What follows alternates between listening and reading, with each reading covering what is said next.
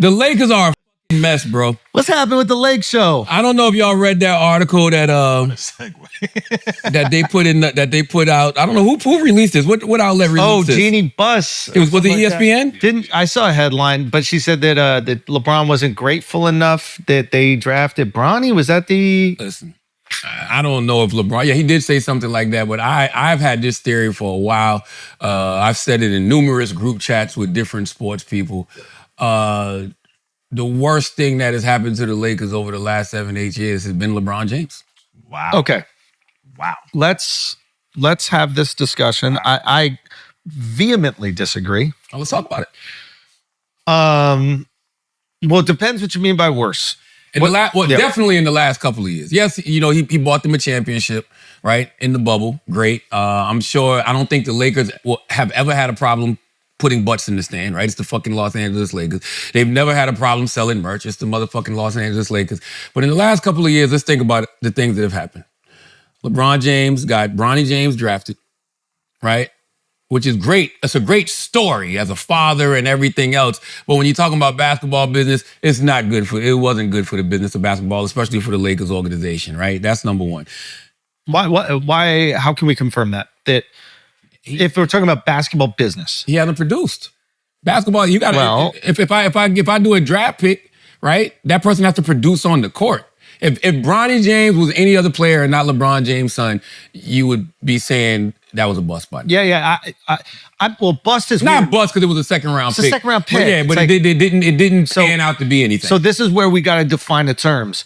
When I hear you say business, I mean like financial reward. I'm hearing financial reward. There's also like the business of winning games. That's what I'm talking about. Okay, because those are different. Because the argument I would make for LeBron James is like financial reward, probably yes. Like when you bring him to Cleveland, for example, like he was generating billions of dollars, literally, I'm not making that up, of revenue for the city of Cleveland. Now, you make a good point where the Lakers are going to sell out every single night no matter what. But they're... With LeBron, you can sell those tickets a little bit more. With LeBron, you're not only going to sell them a little bit more. LeBron brings other talent there, i.e., like a Luka. They haven't won though. No, that's why there's two things going on. I think the people who own the team, right? They're not buying the team just because they want to win championships. We agree with that, right? Like they also want to make money, that this is like a profitable endeavor. And having LeBron on the team and keeping LeBron happy is worth it because you could own, and I'm putting only in quotes, you can only pay LeBron $40 million a year, whatever the fucking salary cap is, but he's generating your team a disproportionate amount of money compared to the amount that you're paying him. Like is he? He's a Laker. But without a doubt, no. You could tell his tickets for more. Obviously, I don't know how much they're doing merch sales. Keep in mind, whenever he plays another team, those tickets are crazy expensive. So he's making the league so much money.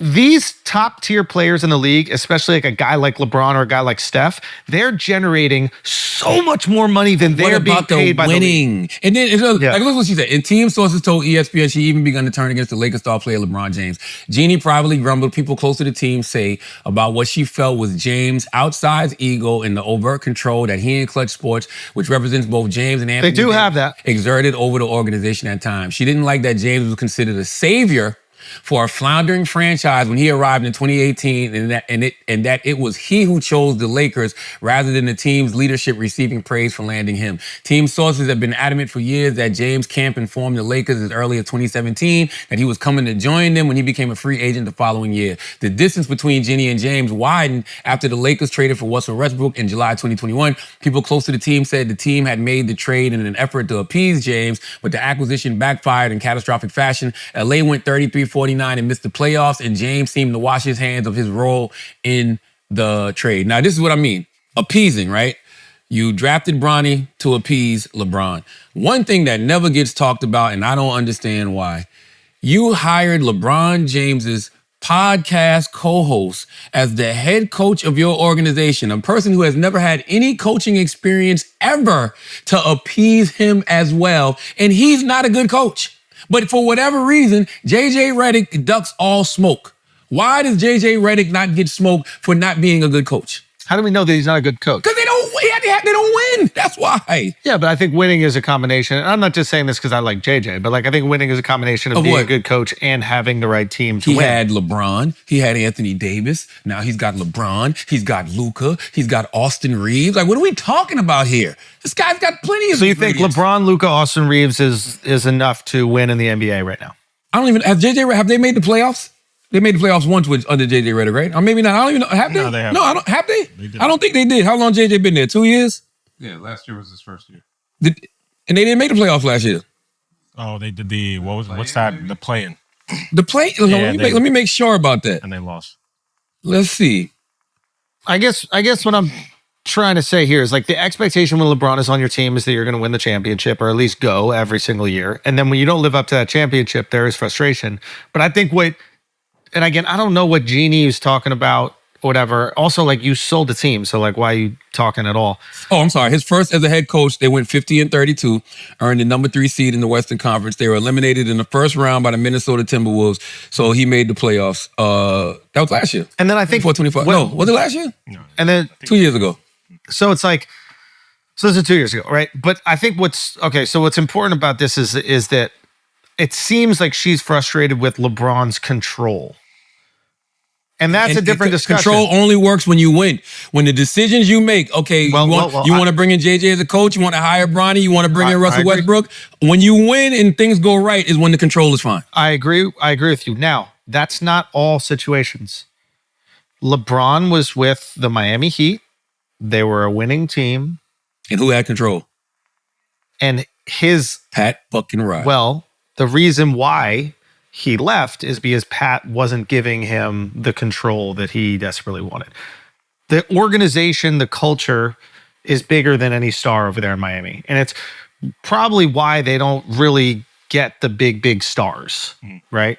Or the stars that do go over there, i.e., for a while it was Jimmy, but then, things start to dissolve over there. But like Pat is in control and he's the one that dictates what's happened. And then LeBron is very different. LeBron is like, listen, when we travel, this is things that I've heard. It's like my family travels on the plane with the team and I have my own special vans and they can get access to the whatever. And my family can go wherever they want. But that's not unusual for a star player. Well, it depends on the culture of the team. With LA, they gave him the keys, obviously. And that's something he wanted. I imagine Cleveland, that's something he wanted. I don't think he was getting that when he was in Miami. And I think that there was some frustration about that.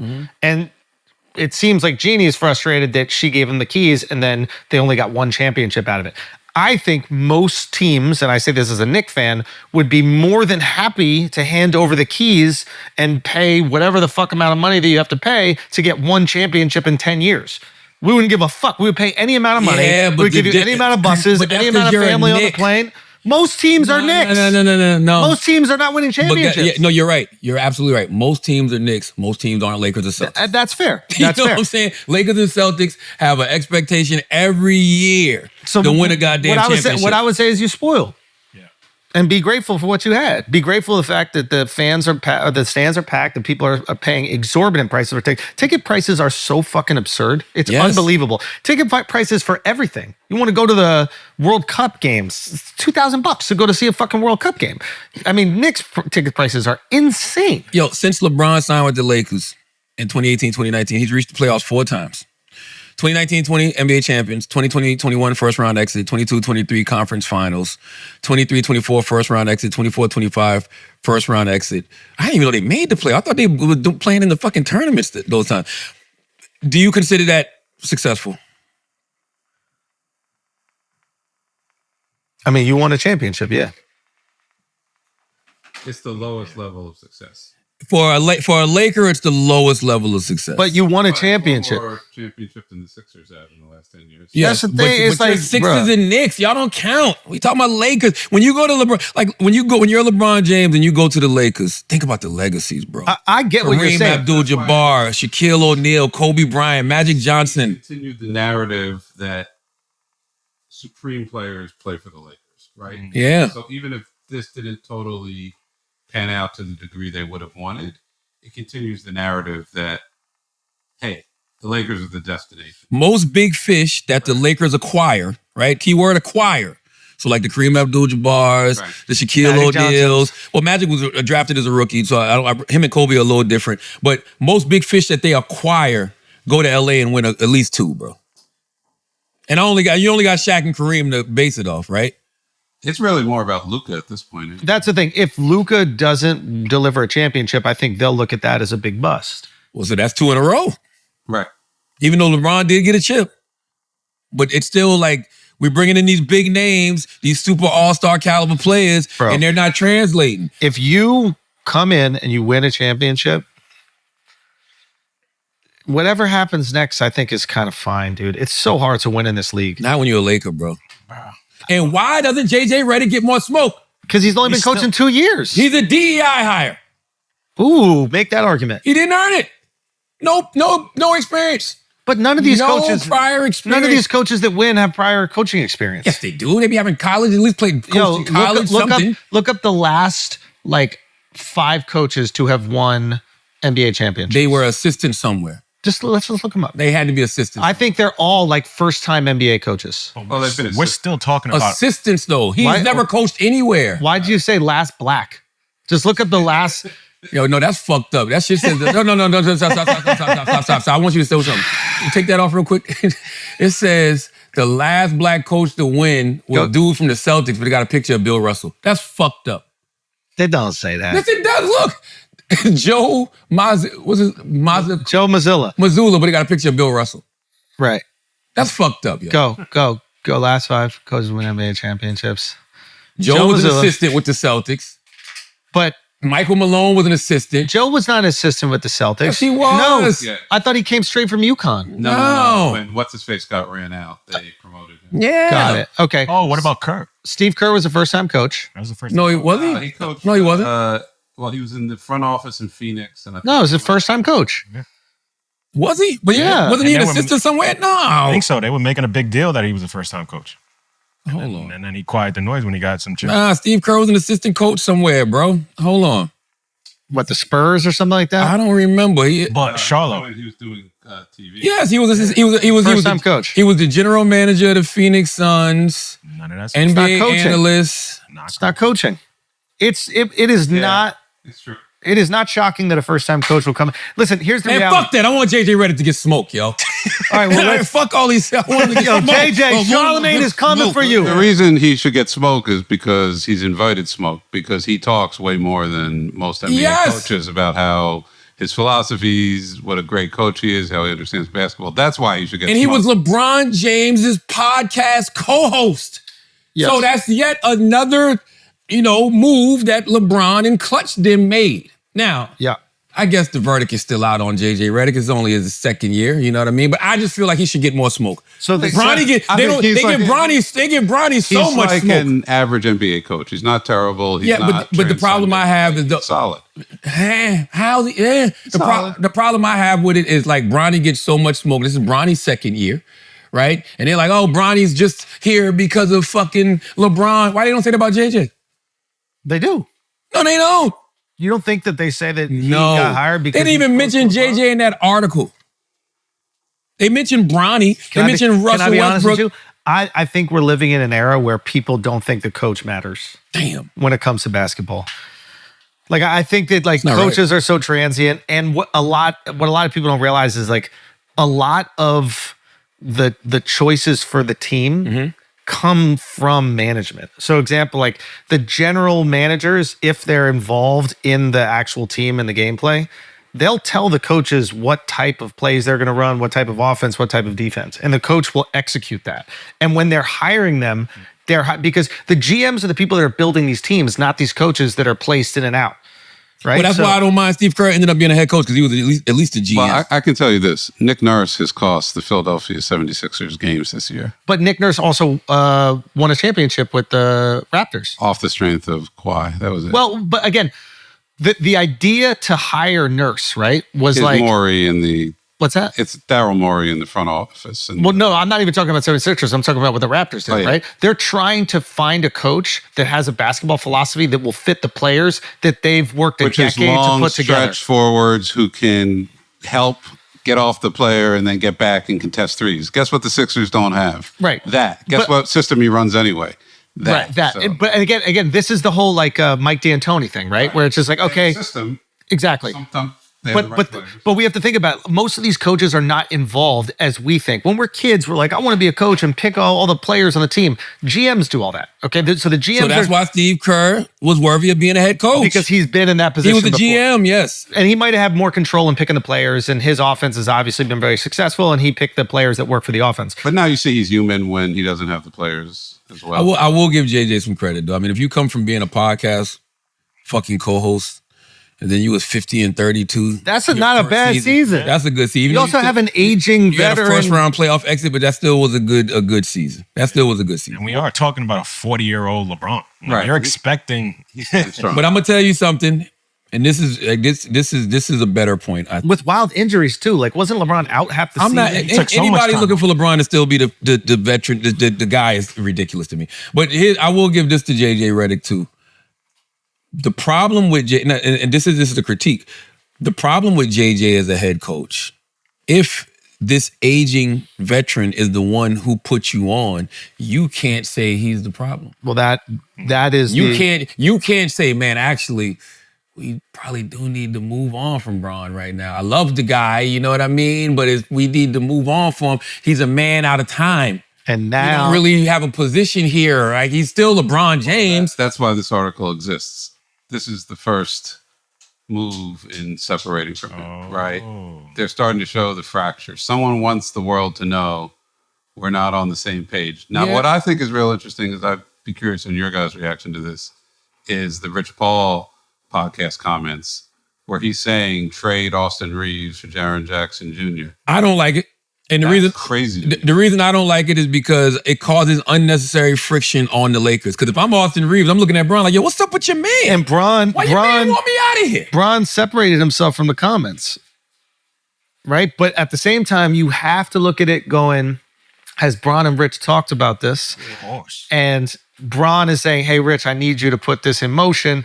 I'm going to back away from it, act like you're your own man. Right. But there's no way he's going to say something that salacious without talking to Bron about it first. It's not like Rich is stupid. So Austin Reeves' agent got to go on a podcast and be like, the problem with the Lakers is actually LeBron James. That's who we need to trade. That's who we need to get up out of Now, here. if you are the And Lakers... I know that sounds crazy because it's LeBron. Oh, no, it's not because it's LeBron at 41 years old. That's true. You know, true. we're 40, we're in our 40s. We can't even get our dick 70%. Oh, no, You know what I mean? This guy's playing 40 minutes. Now, LeBron definitely still getting bricked up. The No, shit he on is like, because I'm we just not- on peptides and shit. I'm not even on the The shit peptides. he I need to on get is, on the yeah, but I'm saying peptides. the shit he on is probably next level. Oh my God. His dick probably wakes up before him. You know what I'm saying? Dick probably wakes up like, yo, wake up, man. Time for practice. You know what I'm saying? Huh? He can hang a sheepskin? Oh, easy. Easy sheepskin hang. You don't think so? He can Bron put a hang Charlotte on that thing, man. medieval armor. Easy. Put a helmet on that thing. Put a knight's helmet on the king.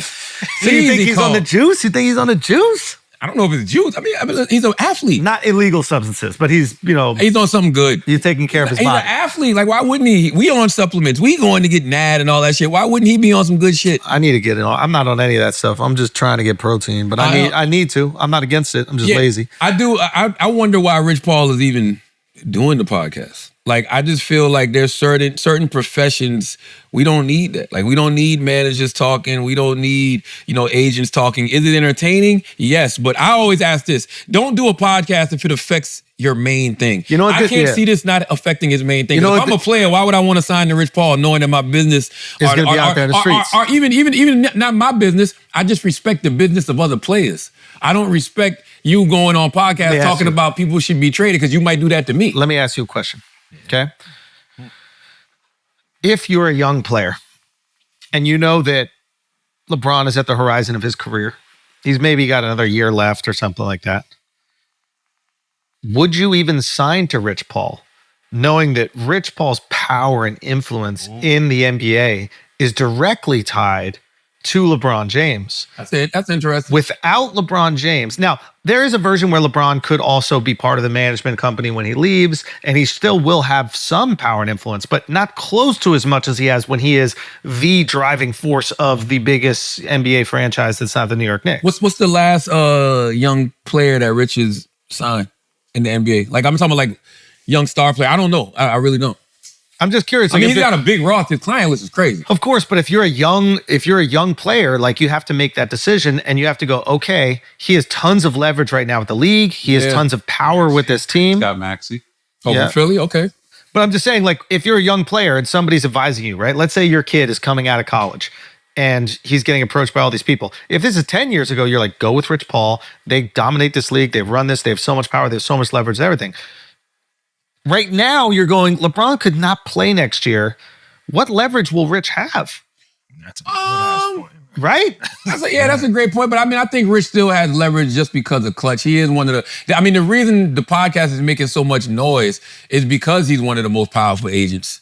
You know, I agreed he's one of the most powerful agents, but he's one of the most powerful agents because he is LeBron's guy. Yeah. But I mean, he's still going to be connected to LeBron. I mean, LeBron may not be on the court, but LeBron James is going to be an ambassador for the NBA forever, bro. Yeah, but the level of power and prominence and influence you have when you're no longer playing is like 90% less. It's going to be different for LeBron. I don't know. No, it is, because LeBron is going to be almost like his career, almost Jordan-esque. You know what I'm saying? Almost Jordan, but not quite there.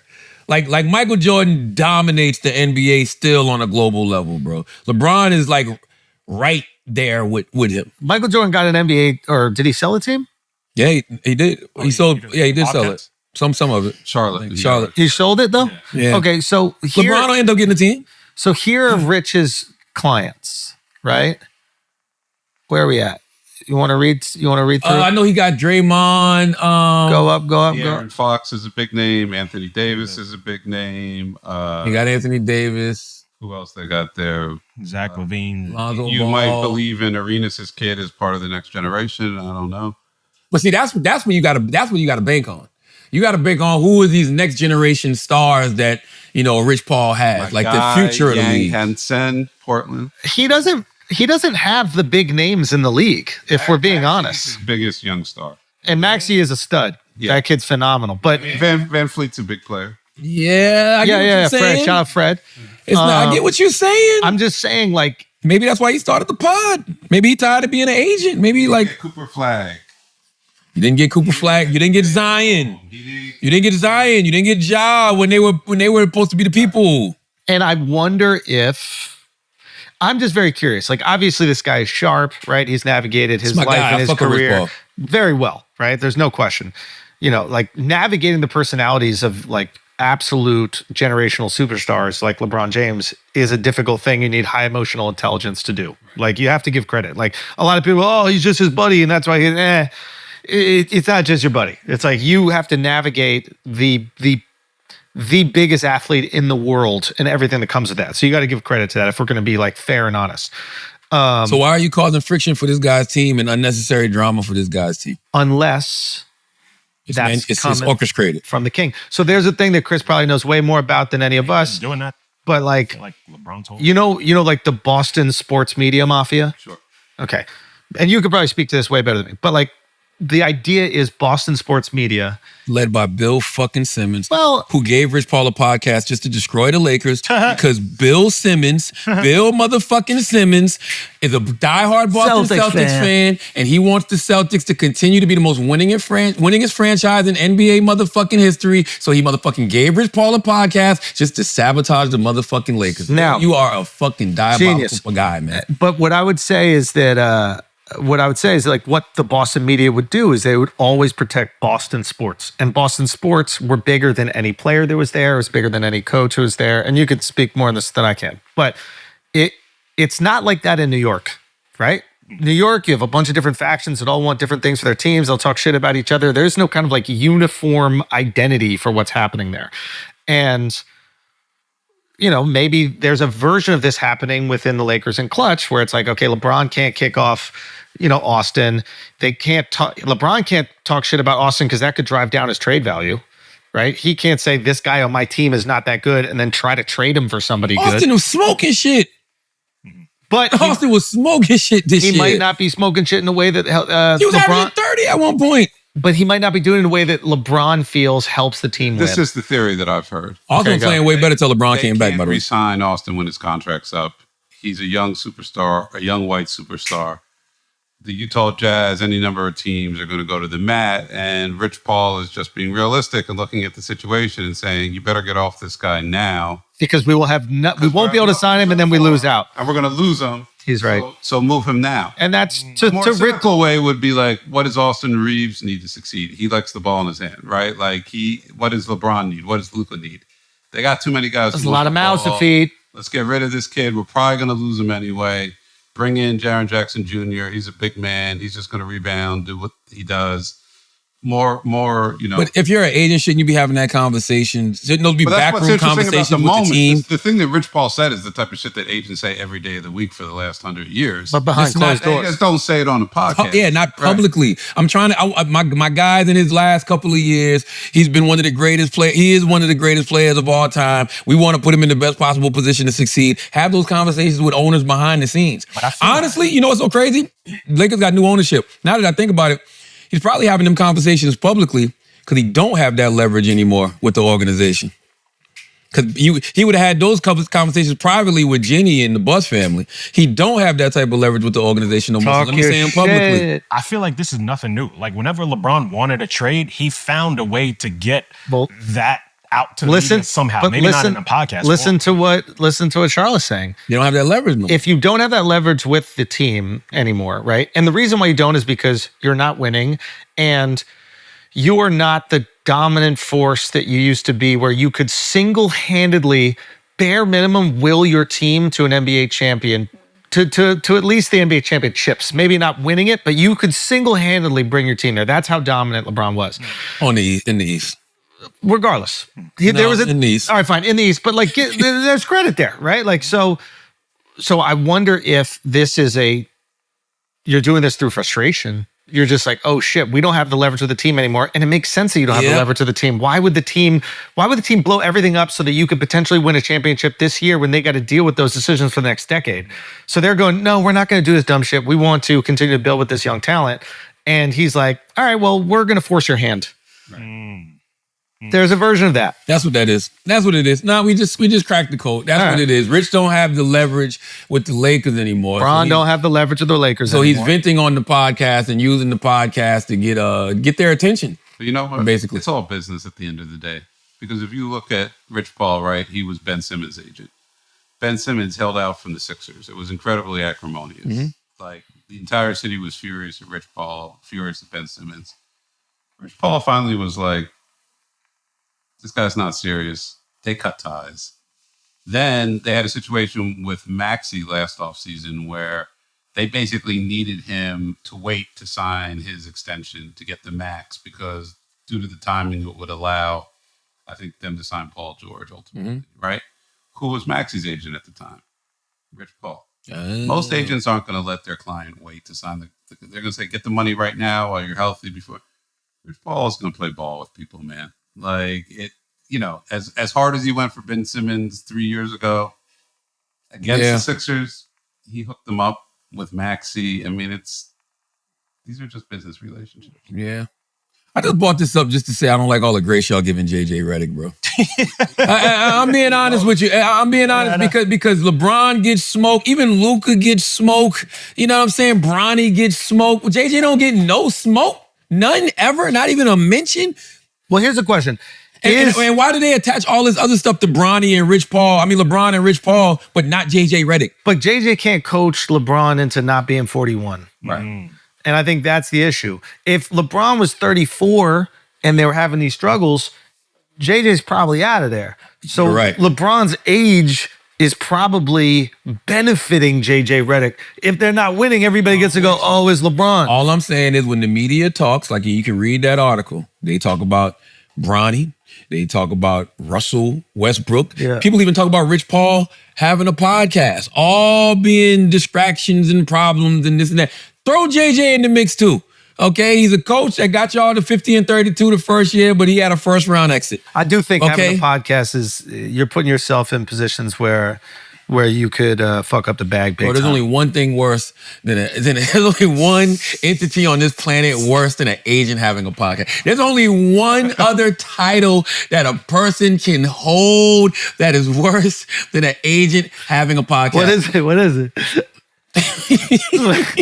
I'm just saying, yo. To me, list of people who shouldn't have podcasts. If I had a list, top 3 list of people who shouldn't have podcasts. Agents is probably like 3. Then I would say any type of manager in the entertainment business is number 2. What about a lawyer? Oh, lawyer definitely should not have a podcast, especially if you're on there talking about my case. They're too smart to do that. Like a lawyer would never incriminate themselves. A lawyer would know how dangerous a podcast is and never have one. After the case is over. After the case is over and I win or something, you can go out there and talk about maybe how we got it done. They'll do a podcast invite. But yeah, they'll be a guest. Number 1 people that shouldn't be do podcasts are keep your... You might as well say it because we go fucking cut it anyway. You might as well say it because we're going to cut it anyway. Just bleep, man. Bleeps are so much fun.